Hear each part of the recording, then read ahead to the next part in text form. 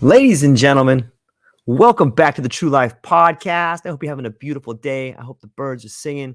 Hope the sun is shining. I hope the world around you is looking better and better.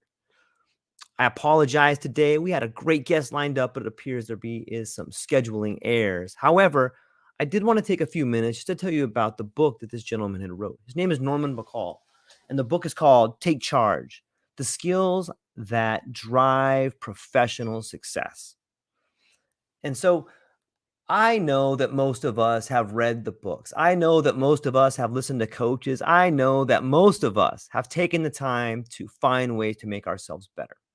However, this book is written from the perspective of an entertainment lawyer. And I think there's some really good universal ideas in the book that can thoroughly help you understand what it is you can do to make yourself a little bit better, a little bit more attractive, and help you find the finish line, if that kind of makes sense. In the book, he begins by talking about service. He begins by talking about everything we do in life is a kind of service. Whether you're in a service industry or you're providing service to the people you love, be it your family or your friends or your workplace, or doing some community service around the environment. I think it's an important topic because that's exactly what it takes for you to get the most out of life. That is providing service to yourself, your family, your friends.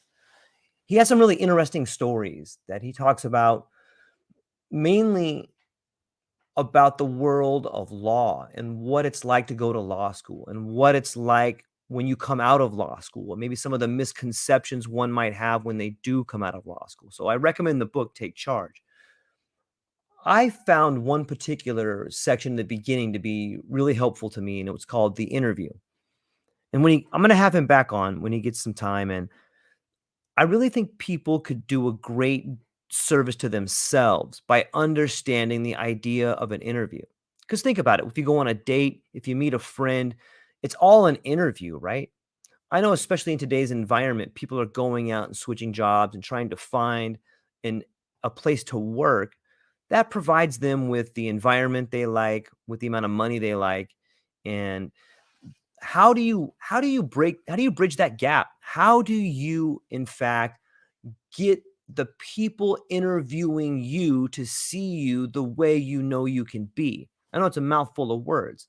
Well, the only way you can do that is by a little bit of social engineering, a little bit of compassion, and a little bit of listening. I think those three things are a great way to get yourself through any interview. And let me give you a few examples of them. I think there has to be some sort of engaging. And when he gets into the concept of the interview, most people go into an interview and maybe they're a little nervous, or maybe they're a little bit on edge, especially if it's a job they want. We've all been there. We've all been in a situation where you go to the interview, you're a little nervous, and you have a panel of people around you, and they're asking you these, sort of blasé questions. And so what answers do you give? Well, the mistake most people make is they give the answer that they think people want to hear. Instead of giving an answer that is true to yourself, most people give an answer of what they think the company wants to hear. So I have found that even though you may not have the exact qualities you think these people want around you, it's so much better to give an interview of who you really are. In fact, I know for a fact I've gone to interviews where I didn't really care about the job and I got a job offer. Now you contrast that with the jobs you go to where you're really nervous and you don't get a job offer. Why is that? Well, it's because you're a little bit more relaxed. It's because you're a little bit more willing to be free. And on top of that, you're a little bit more willing to challenge people. Think about that. It seems kind of obtuse, right? You want to go into a job interview, you want to go and interview on a date, or you want to go into an interview and you want to challenge people. That's not what we teach, but it's a great way. And I'm not talking about being rude or disrespectful. I'm talking about challenging people in a way that engages them. Let me give you an example of what I mean. Let's say you go, well, first off, we'll try to make it fun. First, we'll do like a job interview, and then we'll do like a date. So you go into a job interview and they ask you, what are your hobbies? Well, most people are going to say, well, let's just go with, I like cooking, or I like to go surf, or I enjoy reading. And they'll leave it at that. What you want to do is you want to further engage people. If they say, what are your hobbies? You want to say something like, well, I really enjoy reading. And I've been reading a lot of science fiction lately. In fact, there's this book by Brandon Sanderson called Oathbringer.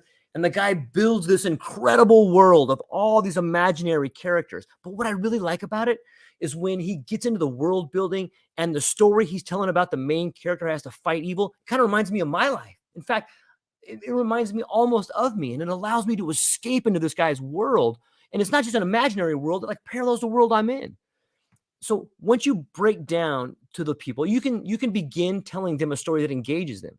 And then when you're done telling why you like the hobby you do, or when you're done explaining about why the hobby to you is important, once you've pulled them in, that's when you come with like the overhand right, and you go, why don't you tell me about your favorite book?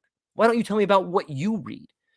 And all of a sudden, you can get the people on the other side of the table to begin not only seeing you as a candidate, not only seeing you as a potential employee, but begin to see you as a peer, because now you're asking the questions.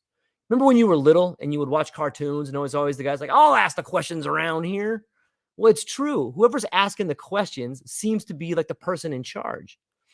There's a great book by I think it was Carnegie. I'm not sure. I'll have to back it up, but the title of the book is called Games People Play. And in that book, he makes the distinction that we play these roles, we play these games. So in an interview, you are playing the interviewee and the other people are playing the interviewer. And so there's a certain sort of confidence that comes with the interviewer because you have the power. And there's a certain sort of what would you say, insecurity when you're the interviewee. But you can flip that role as fast as you can snap your fingers. As soon as you start asking the questions, now you become the interviewer and you decide if you want to go in there. That's the mindset that you should have when you go into an interview. Now let's switch it around and talk about a date or relationships. It's a similar premise. Like, you want to be able to go in and interview people because you want to know if this person you're going to be with is the kind of person that you actually want to be with. You want to know if you're a good fit. So in this particular instance, what I have found to be a great way to do it is maybe keep a little list in your pocket of things that you want to get out of a relationship. And you can ask those questions as well. What else is in this book that I like? Take Charge, The Skills That Divide. I really wasn't sure in the beginning what to think because, as I said, Norman Bacall is an entertainment lawyer. He's a great lawyer and he's a fascinating individual. I'm looking forward to speaking with him. But I'm not a lawyer. So I thought to myself, what am I going to get out of this guy's book? But it's not just about being a lawyer. It's not just about the entertainment industry. What it is about some universal keys that you can make your life better at.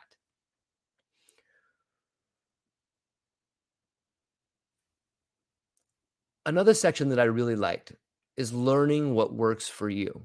And way too many of us do not get into this position until later in life.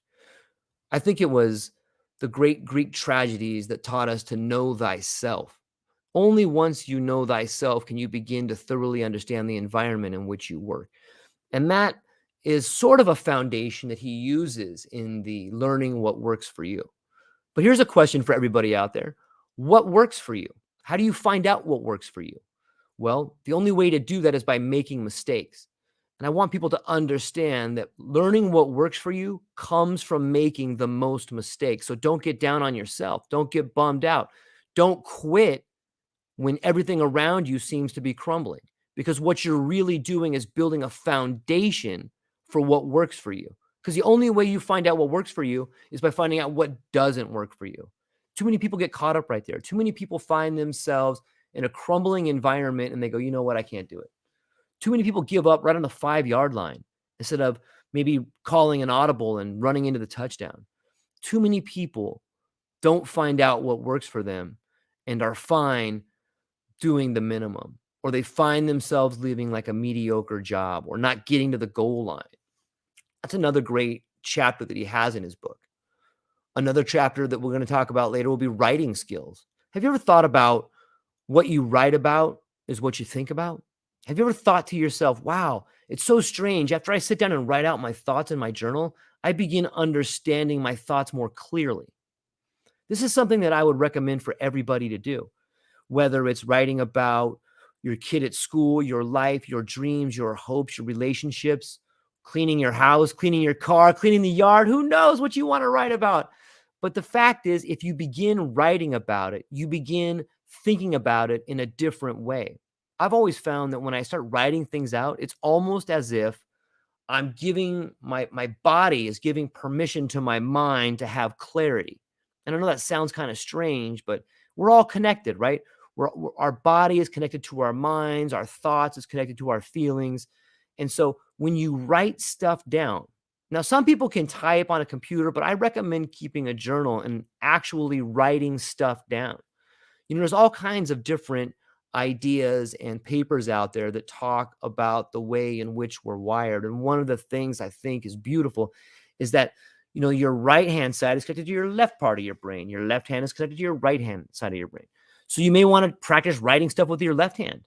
Here's an experiment that I do. And I know it sounds kind of corny, but I promise you, if you want to be corny, if you want to try something new, if you want to feel a different kind of technique for thinking, try writing stuff out with, if you're right-handed, try writing with your left hand. If you're left-handed, try writing with your right hand.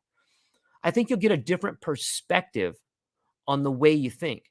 Now, here's something, people aren't going to tell you this. It's trial and error, but I promise you it works. It might not be very clean writing because you're not used to writing with the other hand, but it's that concentration. It's that particular type of out of the box working, thinking, and doing that's going to change the way you see the world. Think about it. If you just wake up and do the same stuff every day, you're going to get the same results. And we all know what Einstein said. And, if you continue to do the same, doing the same thing over and over again and expecting a different result is insanity. So it's a simple exercise. Just switch your hand. Start writing your goals out with your other hand and see if you think about it different. I know it works, not only because I've done it, but if you look at the research that people have done on epilepsy, where they have cut the corpus callosum and they can show people an image when they cover up one eye and they show the same image covering up the other eye, they have two total different thoughts. So a great way to prepare yourself for an interview, a great way to prepare yourself for any sort of event, be it public speaking or being out in the public, is not only to write stuff down, but write it down again with the other hand and see exactly what it comes up with. I bet you write something different because you're going to think different. It's going to take more concentration to do it. Now, that part is not in Norman's book. That part is in just my book in my head right there. So I hope you can use that technique to find a way to make yourself better. I've used it in my life, and I think you'll do it. Later in the book, he gets to the idea of the career switch. How many of us have found ourselves in our 20s, in our 30s, in our 40s, in our 50s? Zoinks! 50s? Okay, you got me. But there's been tons of times throughout my life where I've wanted to make a career change. It's scary. You have kids, you have obligations, you have responsibilities. And the question you need to ask yourself is, am I doing the right thing? That question will pop into your head so many times. And sometimes it's a cop-out. Sometimes asking yourself the question, am I doing the right thing, will lead you to not making a big decision because you blame it on the responsibilities you have for other people.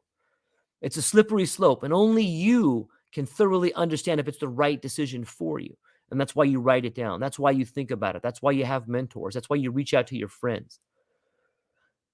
On the flip side of that, I happen to think Gina Perlman, I just got a comment from an amazing young woman right here. She is an entrepreneur. She is an amazing woman, 48 years old. We share a similar name. So I thought I'd put that up onto the comment right there. Back to the idea of switching careers. What would you do? What would you do if you wanted to switch careers and you were, say, 45 years old, you had 2 kids, and you knew that you had, if you weren't satisfied in your life, would you stay in your career or would you change it? What are the factors you would think about? Well, I bet you'd think about your relationship. I bet you'd think about your kids. I bet you'd think about Am I worthy? Am I going to make enough money? What does this mean for me? These are gigantic questions. But if you're beginning to think about, should I stay in this career? The truth is, the career you're in, you've already left. You're no longer committed to that career. You're no longer committed to being the best you can at that position. So you should really think about pulling the trigger. Now, there are times when you can't do it. If you look, bills are bills, responsibilities are responsibilities. But it doesn't mean you can't start beginning that new career while you have your old career. It doesn't mean you can't begin laying the foundation for something you want to be while you're already working somewhere else. That's my advice to the people who find themselves in situations where they want to change in their life, where they want to change their career, but they're afraid to. And if you're afraid to change, welcome to the club. Welcome to the club. It's a scary thing. The chance maybe you don't make it. It's a real possibility. But maybe not making it is what's supposed to happen. Maybe not making it is what's going to propel you into the next chapter of your life. Not having a safety net can make some people really, really nervous. But not having a safety net may be exactly what you need to cross that high wire. You may have to just throw caution to the wind. You may have to chance it. You may have to take a good, hard look in the mirror and understand that, hey, I love myself enough to make it through this. Sometimes that's the only way we go. I bet when you were younger, let me tell you a story about me. I remember going out to this place called Box Canyon, and it was all these different places where you could jump from.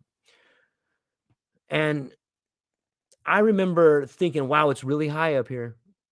It's a real far way down. Looks like about 40 feet. I don't know if I can do it.